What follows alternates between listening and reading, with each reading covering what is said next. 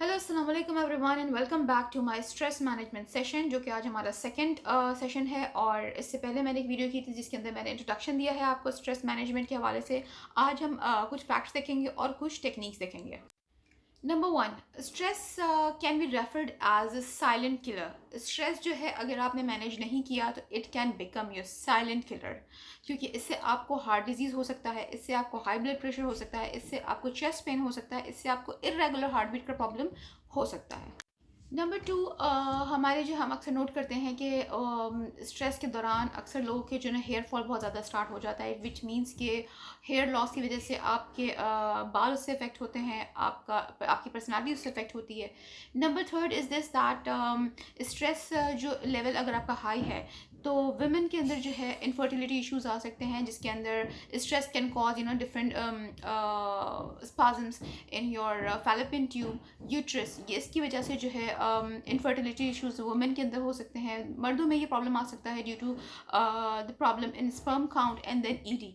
ये अगर प्रॉब्लम आते हैं तो ये भी स्ट्रेस की वजह से आ सकते हैं। प्लस कुछ रिसर्च से ये भी साबित हुआ है कि अगर आपको हाई लेवल स्ट्रेस है तो उससे आपकी स्किन पे जो है वो एक्ने आ सकती है और आपकी स्किन भी उससे डैमेज होती है। Stress can cause weight gain, जिसमें उसमें होता यह है कि आपका जो स्ट्रेस हार्मोन है विच इज़ कॉल्ड कॉर्टिसोल, जो कि मैं पहले भी बता चुकी हूँ आपको। ये जो जब हार्मोन इंक्रीज होता है आपकी बॉडी में तो ये क्या करता है कि it can accumulate abdominal fat. आपके जो एब्डोमिन है वहाँ पे फैट एक्यूमुलेट कर देता है, जिसकी वजह से फिर होता ये है कि आपकी जो बॉडी का फ्रंट पार्ट है और जो बैक पार्ट है वो उसमें एनलार्जमेंट आ जाती है, विच मीन्स कि हम इसको ओबेसिटी कह सकते हैं, इसको मोटापा कह सकते हैं। अगर बच्चों में क्रॉनिक स्ट्रेस पाया जाए या फिर किसी भी तरह की स्ट्रेसफुल सिचुएशन में बच्चों को रखा जाए तो उससे क्या नेगेटिव इम्पैक्ट आता है कि बच्चे जो है उनकी डेवलपमेंट में इश्यूज आते हैं, उनकी ग्रोथ में इश्यूज आते हैं। प्लस ग्रोथ हार्मोन में रिडक्शन होती है जो कि हमारे पिट्यूटरी ग्लैंड के अंदर होता है, जिसकी वजह से उन बच्चों की ग्रोथ रुक सकती है। इसके अलावा अगर हम किसी भी क्रॉनिक स्ट्रेस के अंदर एक लंबे पीरियड के लिए रहते हैं तो उससे उससे क्या हो सकता है। शॉर्ट पीरियड के लिए अगर आपको स्ट्रेस फील होता है तो हमारे ब्रेन के अंदर कुछ डोमिनेंट हार्मोन्स होते हैं जो कि हमारे ब्रेन के अंदर रिलीज होते हैं।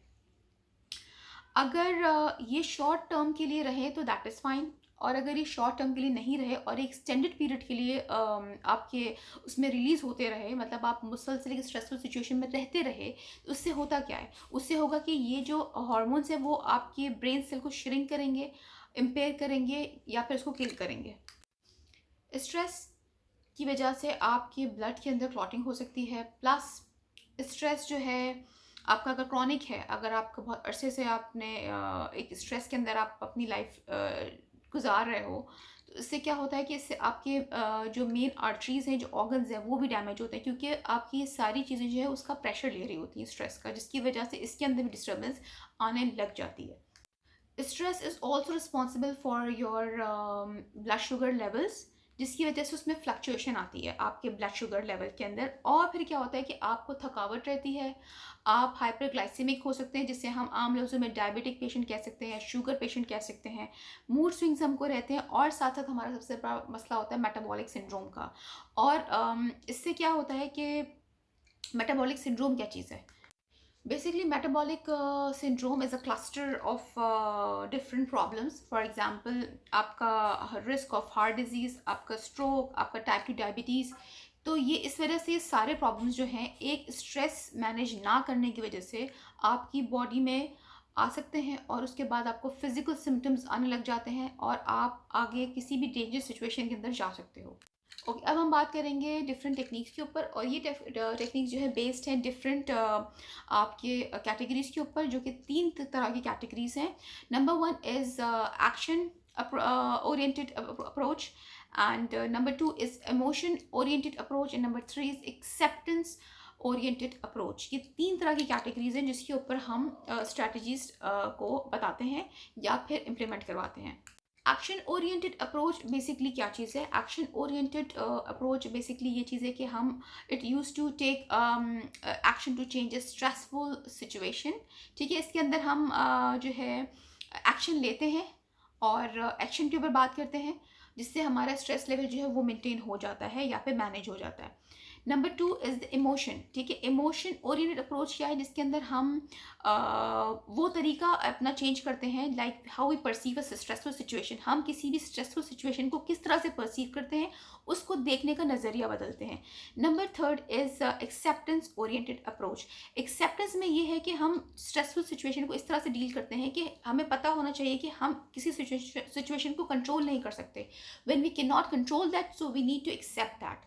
तो ये 3 बेसिक हमारे पास अप्रोचेज़ हैं, जिसकी बेसिस के ऊपर हम डिफरेंट स्ट्रैटेजीज़ जो है वो बनाते हैं।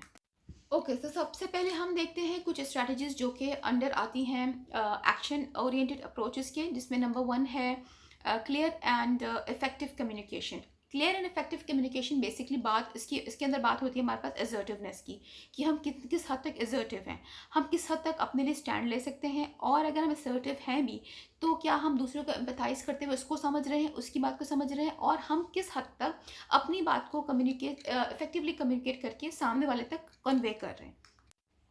हमें ये जानना है कि हमें एक्स्ट्रा बर्डन अपने ऊपर नहीं लेना है, हमें एक्स्ट्रा रिस्पॉन्सिबिलिटी अपने ऊपर नहीं लेनी है, हमें सिर्फ उतना ही रखना है जितना हम ले सकते हैं। हमें अगर कोई चीज़ बॉदर कर रही है तो हमने किस तरह से अपने लिए स्टैंड लेना है, किस तरह से प्रोएक्टिव होना है। We need to think it, we need to recognise it कि हमें किस तरह से कौन सी चीज़ परेशान कर रही है और किसके ऊपर हमें बात करनी है। हमें पहले से प्रोएक्टिव होना है। तो this is coming under the heading of action oriented approach.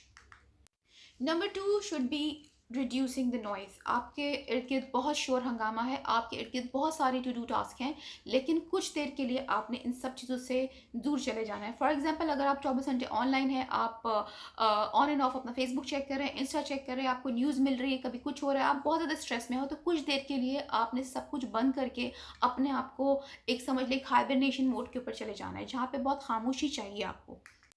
कुछ टाइम आपने खामोशी के अंदर रोज़ाना गुजारना है, लाइक आधा घंटा, 1 घंटा, या मे बी 2 घंटा, what ever you think it's like feasible for you. तो आपने वो टाइम अपने लिए डेली बेसिस के ऊपर निकालना है, अपने आप को रिचार्ज करने के लिए, क्योंकि आपको हमेशा एक चीज़ याद रखनी है कि जितना आप अपने आप को इस तरह से रिचार्ज करोगे, तो उतना ही आप अच्छे से अपना स्ट्रेस को मैनेज या हैंडल कर सकोगे। थर्ड पॉइंट जो उसके अंदर आता है वो होता है अपना टाइम को मैनेज करना सीखें। अगर आप आपको टाइम मैनेज नहीं कर रहे हैं तो जितने डिफरेंट या डेली रूटीन के काम है वो आपको कंज्यूम कर लेंगे। आपने अपनी टू डू टास्क बनाना है, टू डू लिस्ट बनानी है, अपना टाइम को मैनेज करके प्रायोरिटाइज करना है, ठीक है। आप ये नहीं कर सकते कि ठीक है कल सारा दिन मैं इसी चीज़ में अपना गुजार दूंगी। No, you can not do this. आपने अगर अपना स्ट्रेस को मैनेज करना है तो आपने अपनी टास्क को आपको ऑर्गेनाइज करना है, अपनी टू डू लिस्ट को ऑर्गेनाइज करना है। You have to write it down, ताकि आप अपने लिए भी वक्त निकाल सकें, क्योंकि जितना आपका टाइम ऑर्गेनाइज होगा उतने ही लेस स्ट्रेसफुल आप हो सके, उतनी ज़्यादा आप अपनी लाइफ को एंजॉय कर सकोगे। Fourth point in this is that you have to clearly set your own boundaries. अपनी बाउंड्रीज आपने खुद सेट करनी है, अपने हवाले से सेट करनी है, ठीक है। हम कुछ ऐसे बिहेवियर्स आउटलाइन करते हैं जिसमें हम अपने आप को खुद से बताते हैं कि क्या बिहेवियर्स हम दूसरों से एक्सेप्ट करेंगे और क्या बिहेवियर हम दूसरों को अलाउ नहीं करेंगे, ठीक है। इट मीन्स कि हमने अपने लिए अपनी प्रायोरिटी आगे रखनी है, अपनी अपनी सेल्फ केयर आगे रखनी है। हमें ये अपने आप को बताना है कि हमारी खुद की क्या बाउंड्री है और हम क्या चीज़ का बर्डन ले सकते हैं और क्या चीज़ का बर्डन हम नहीं ले सकते हैं।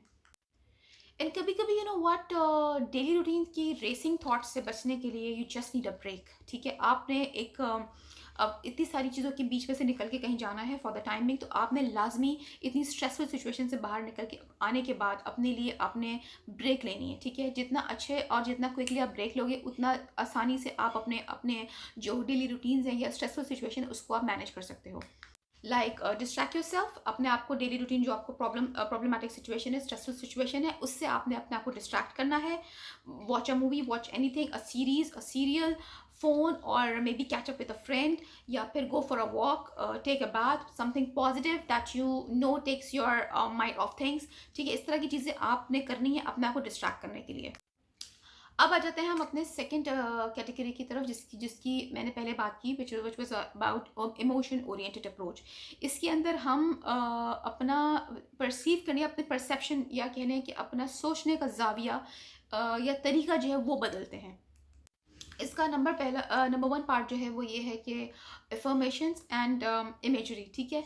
अब हम बात कर रहे हैं पावर ऑफ पॉजिटिव इमेजरी या पॉजिटिव थिंकिंग और अफर्मेशंस, ये जो पॉजिटिव अफर्मेशंस वाले सेंटेंसेस हैं वो जो हम यूज़ करते हैं, it is actually scientifically proven to increase positive emotion. जितने आप स्ट्रेसफुल सिचुएशन में हो उतना ज़्यादा अगर आप पॉजिटिवली सोचोगे, पॉजिटिवली अफर्मेशंस यूज़ करोगे, उतना ज़्यादा आप स्ट्रेसफुल सिचुएशन या स्ट्रेस को अपने अंदर से एलिविएट कर सकते हो। उसमें आपने करना ये है कि अक्सर हम सोचते हैं कि हम फेलियर हैं या हम लूज़र हैं या फिर हमारे ऊपर इतना ज़्यादा बर्डन है और इतना ज़्यादा स्ट्रेसफुल सिचुएशन है, हम इससे बाहर नहीं निकल सकते। तो इसको आपने किस तरह से चेंज करना है, ये जो नेगेटिव थॉट आपके दिमाग में आ रही है इसको आपने रिप्लेस करना है पॉजिटिव स्टेटमेंट के साथ या पॉजिटिव थॉट के साथ, या फिर कोई पहली चीज़ आपने आपको याद हो कि मैंने इस तरह से एक चीज़ जो है ओवरकम की थी, या अपना इस फेयर को ओवरकम किया था, या मैंने पहले ये वाली डेडलाइन मीट कर ली थी। हम अपने पास एक्सपीरियंसेस के ऊपर जाते हैं और हम उसको इस तरह से सोचते हैं, और फिर हमारे दिमाग में जो नेगेटिव थिंकिंग या थॉट पैटर्न चल रहा होता है उसको हम रिप्लेस करते हैं पॉजिटिव थॉट के साथ या फिर सेल्फ अफर्मेशन सेंटेंसेस के साथ, जिसमें हम कहते हैं कि हम ये चीज़ कर सकते हैं, हमारे अंदर ये एबिलिटी है और मैं जो हूँ चीज़ें ईजिली ओवरकम कर लेती हूँ। मुझे शुरू में थोड़ा प्रॉब्लम होता है लेकिन मैं बाद में at the end of the day चीज़ को ओवरकम कर लेती हूँ। Next point in this is like really really important, जिस जो कि मैं पहले भी कुछ इसके अंदर वीडियोस कर चुकी हूँ, which is about cognitive restructuring, जिसके अंदर हम रीफ्रेमिंग करते हैं हमारी थॉट्स की। कि कभी कभी ऐसा होता है कि हमारे दिमाग में बहुत अजीब सी सिचुएशन जब आती है हमारे सामने, तो हमारे दिमाग में बहुत अजीब से ख्यालात आने लगते हैं और बहुत ज़्यादा नेगेटिविटी ज़्यादा बढ़ जाती है। हमें उस दौरान करना क्या है कि हमें उस सिचुएशन को उठा के उसके अंदर एक नया फ्रेम फिट इन करना पड़ता है, जिसमें हम अपने सोचने का जाविया बदलते हैं। अगर हमारे सामने कोई भी ऐसी सिचुएशन आती है तो हम उसके अंदर कोई ना कोई पॉजिटिव चीज़ पकड़ते हैं या फिर उस जाविये को पकड़ते हैं जिसके अंदर पॉजिटिविटी ज़्यादा हो। ठीक है, हम इसके ऊपर मैं आपको एक एग्जांपल देती हूँ। फॉर एग्जांपल आपकी किसी से लड़ाई हुई, आपके बहुत बेस्ट फ्रेंड से, ठीक है, और आप जो है सारा दिन उस चीज़ को लेके बहुत ज़्यादा स्ट्रेस में आपने गुजारा और आपकी काफ़ी दिन हो गए उस इंसान से बात नहीं हुई क्योंकि आप उस शख्स से नाराज़ हैं और आपके दिमाग में ये थॉट चल रही है कि वो इंसान ने मेरे ऊपर बेकार में गुस्सा निकाला या फिर जो है उसका रवैया या उसका ट्रीटमेंट मेरे साथ अच्छा नहीं है, मुझे वो दोस्ती ख़त्म कर देनी चाहिए। और इस चीज़ को लेके, इन थॉट्स को लेके आप मुसलसल किसी ना किसी स्ट्रेस से गुजर रहे हो और आपके दिमाग में मुसलसल एक स्ट्रेन है, आपके माइंड के अंदर एक स्ट्रेन है। आपने अपने इस चीज़ को किस तरह से चेंज करना है कि आपने एक नया फ्रेम उठा के उस सिचुएशन के अंदर फिट इन करना है जो कि पॉजिटिव होगा, जिसमें आप ये सोचोगे कि मे बी मेरी जिस फ्रेंड ने मेरे साथ इस तरह की चीज़ की है तो वो हो सकता है किसी प्रॉब्लम में हो सकता है किसी और प्रॉब्लम का शिकार हो सकता है उसके साथ बुरा दिन गुजरा हो, या इस तरह की कोई भी ऐसी चीज़ आप उसके साथ अटैच कर सकते हो ताकि आपका जो मुसलसल एक नेगेटिव थिंकिंग का एक पैटर्न चल रहा है उसको आप ब्रेक कर सको, उसको आप चैलेंज कर सको और एक न्यू पॉजिटिव फ्रेम अपनी उस थॉट के अंदर जो है आप लगा सको। नाउ द थर्ड टाइप जो कैटेगरी है हमारी वो है एक्सेप्टेंस ओरिएंटेड अप्रोच। और ये कब यूज़ होती है? जब आपको पता हो कि सिचुएशन ऐसी है that you can not control. अब ऐसी सिचुएशन जिसके अंदर आपको पता है कि आप उस सिचुएशन को कंट्रोल ही नहीं कर सकते, वो आपके कंट्रोल से बाहर है, उसका स्ट्रेस अगर आपको हो रहा है तो उसमें हम इस तरह की टेक्निक यूज़ करेंगे जिसके अंदर हमारी होगी एक्सेप्टेंस बेस्ड एक स्ट्रैटेजी है, जिसके अंदर मैं आपको डाइट, एक्सरसाइज और मेडिटेशन या फिर फिजिकल रिलैक्सेशन के बारे में बताऊंगी। जब आपको पता हो कि सिचुएशन आपके कंट्रोल में नहीं है तो आप फिर अपनी डाइट पे फोकस कर सकते हैं। आप अपनी एंजाइटी या स्ट्रेस को रिड्यूस करने के लिए आप एक्सरसाइज कर सकते हो, आप डाइट इस तरह से चेंज कर सकते हैं कि आप अगर बहुत ज़्यादा शुगर का इंटेक है आपकी लाइफ में या फिर आपकी डेली रूटीन में कैफ़ीन का बहुत ज़्यादा इंटेक है तो आप इसको रिड्यूस कर सकते हैं, क्योंकि शुगर और कैफ़ीन जो है जब आप कम करते हो तो ऑटोमेटिकली आपकी एंजाइटी जो है वो रिड्यूस होती है। जिन लोगों को बहुत ज़्यादा आदत है चाय, कॉफ़ी या फिर सॉफ्ट ड्रिंक्स पीने की, वो जब हाई लेवल स्ट्रेस के अंदर हो या एंजाइटी के अंदर हो तो वो उस चीज़ को ऑटोमेटिकली उनको कम कर देना चाहिए। इवन द शुगर्स, ठीक है, आपके डेली रूटीन में अगर शुगर बहुत ज़्यादा है तो शुगर को आपने शुगर का इंटेक आपने कम कर देना है।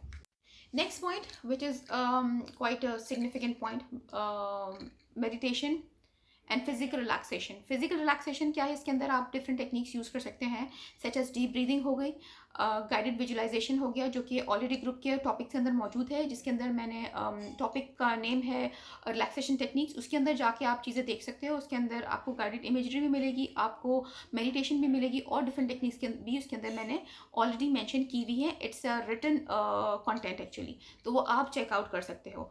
इसके साथ साथ आप डीप ब्रीदिंग है, आपकी गाइडेड विजुअलाइजेशन है, आपकी योगा है, टाई ची है जो कि आपको यूट्यूब पे अवेलेबल है वो आप देख सकते हो। साथ साथ गाइडेड बॉडी स्कैन्स भी भी आपको ईज़िली ऐप के ऊपर या फिर आपके प्ले स्टोर के ऊपर आपको ईज़िली अवेलेबल है, वो आप यूज़ कर सकते हो। मेडिटेशन की गाइडेड एप्लीकेशंस हैं जो कि आप रिलैक्सेशन के तौर पे यूज़ कर सकते हो। अब थर्ड चीज़ ये इसके अंदर हो सकती है कि आप अपने अंदर रेजिलियंस पैदा करो। रेजिलियंस क्या चीज़ है? Resiliency is our ability to bounce back from stressful situation. हमारे पास कैसी भी स्ट्रेसफुल सिचुएशन आए, आपने उससे बाउंस बैक करना है अपने नेगेटिव एक्सपीरियंसेस से। तो ये रेजिलियंस कहलाती है। रेजिलियंस कैसे बिल्ड करनी है, इसके ऊपर कुछ पॉइंटर्स हैं मेरे पास जो कि मैं एज अ कंटेंट मटेरियल आप लोग को ग्रुप के अंदर प्रोवाइड करूँगी, और उस पे फिर आप देख सकते हो कि आप रेजिलियंस पे किस तरह से वर्क कर सकते हैं। कुछ सिचुएशन जब ऐसी होती है जो कि हमारे कंट्रोल में नहीं होती, तो उसमें एक और तरीका भी जो कि हम सभी जानते हैं, जिसे हम कहते हैं वेंटिंग आउट। और आप कोशिश कीजिए कि अपने जो सॉरोज़ हैं या जो भी आपकी अपसेटिंग सिचुएशन है, उसको किसी न किसी के साथ शेयर कीजिए। अपना सोशल सपोर्ट सिस्टम को थोड़ा-सा अच्छे से स्ट्रॉन्ग कीजिए, ताकि आप अपनी वरीज़ या फिर आप अपनी जो इस तरह की पॉइंटर्स हैं, वो उनके साथ जो है वो शेयर कर सकें। और साथ में ये भी हो सकता है कि अगर आप किसी से शेयर नहीं कर पा रहे हैं या नहीं करना चाहते हैं, तो आप अपनी जो प्रॉब्लम्स हैं वो कहीं लिख भी सकते हैं, जर्नल बना सकते हैं, और अपने इमोशंस को, अपनी फीलिंग्स को आप अगर कहीं जॉट डाउन कर लें, तो वो भी आपको बहुत ज़्यादा फ़ायदा दे सकती है। Okay, last but not the least, once again sleep. हमारी स्लीप, हमारी नींद जो है वो बहुत इंपॉर्टेंट होती है। जब हम किसी भी स्ट्रेसफुल सिचुएशन से गुजर रहे होते हैं, तो हमें अच्छी स्लीप या अच्छी नींद की बहुत ज़्यादा ज़रूरत होती है। जितना हम अपने आप को रिचार्ज करेंगे, उतने अच्छे तरीके से हम स्ट्रेसफुल सिचुएशन को डील कर सकेंगे। नॉर्मली वी डू से कि आप अच्छी नींद लें, तो अच्छी नींद एक्चुअली होती क्या है? अच्छी नींद वो नींद होती है जो कि अनइंटरप्टेड होती है, बिना टूटे। वो स्लीप जो कि कंटिन्यूस 8 आवर्स की होती है, वो आपके लिए रिकमेंडेड है, जो कि स्ट्रेसफुल सिचुएशन से गुजर रहे हैं। और स्ट्रेसफुल इवेंट्स की बेसिस के ऊपर जिनकी नींद डिस्टर्ब है, वो कोशिश करेंगे अपने आप को सोने से पहले 1 आध घंटा पहले अपने आप को मेंटली प्रिपेयर करें that you need a slip, you need a proper uninterrupted sleep. तो उसके लिए आप डिफरेंट ऑक्यूपॉइंट्स हैं जो कि मैंने पहले एंजाइटी की वीडियो में बताए हुए हैं आपको, वो आप यूज़ कर सकते हो। और अपने गैजेट्स जो हैं वो सारे आप टर्न ऑफ करके अपने रूम से बाहर कर दें, ताकि आप सोने के लिए आपका माइंड रेडी हो जाए, ताकि आप अच्छे से रिचार्ज हो सकें। So, ladies, this was all about stress techniques and the facts related to stress. I hope कि ये आपको बहुत ज़्यादा बेनिफिशियल रहेगा, और अगर आप इसको सुनेंगे, इम्प्लीमेंट करेंगे, इसको यूज़ करेंगे, तो आप इजीली अपनी स्ट्रेस को मैनेज कर सकते हैं। अगर आपके पास स्टिल कोई नहीं है और स्टिल आपको चीज़ें समझ नहीं आ रही है, so I am here for you. You guys can inbox me any time, कभी भी आप मुझे मैसेज कर सकते हो, कमेंट सेक्शन में हेल्प ले सकते हो। और भी हमारे बहुत सारे प्रोफेशनल इस ग्रुप के अंदर मौजूद है, तो आप उनसे भी हेल्प ले सकते हैं। इसके साथ साथ इसी वीक में मैं डिफरेंट चीज़ें और अपलोड करती रहूँगी। अगर आपको कोई और डिफरेंट चीज़ सुननी है मुझसे, या कुछ डिफरेंट वीडियोस चाहिए, तो आप अगेन मुझे कमेंट सेक्शन में नीचे सजेशन दे सकते हैं। टिल देन टेक केयर, अपना बहुत ख्याल रखिए। अल्लाह हाफ़िज़।